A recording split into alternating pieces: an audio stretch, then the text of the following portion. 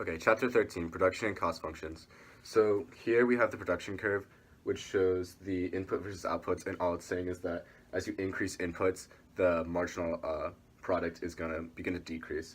And then here we have the cost curve, which shows diminishing marginal returns, which says as the numbers of inputs increases, marginal product begins to decline.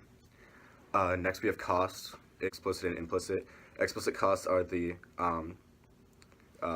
input costs that require an outlay of money by the firm. So it's a thing that the firm is literally spending money on, such as like the different kind of capital. Next we have the implicit cost, which is something that does not require a literal outlay of money by the firm. So it's things like the opportunity costs. Okay, with that in mind, let's try number 1 now. Next we have profit, which is just total revenue minus the total cost. And there's 2 types of profit, economic and accounting. Economic profit is the total revenue minus the implicit and the explicit costs, whereas accounting profit is only the total revenue minus the explicit costs. Okay, now try question 2. I didn't need this.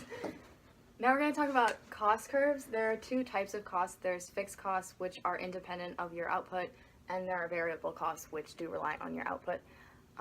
Here is all of our cost curves. First is our MC curve, which once it hits the minimum, the law of diminishing returns kicks in and it starts to increase. So you can answer question 3 with that in mind. And then you have your ATC curve, which is your total cost divided by your quantity. Both the ATC curve and the AVC curve are determined by the MC curve, because as long as your MC is less than your ATC and your AVC, it's pulling them down. Then it hits both of them hit the MC curve at a minimum and then start to increase because the marginal cost is now influencing them and going up. Finally, you have your AFC curve, which is your total fixed cost divided by your output, which is always going to be decreasing because your numerator is constant, and as long as your denominator is increasing, it's constantly pulling it down. With that in mind, you can answer both 4, 5, and 6.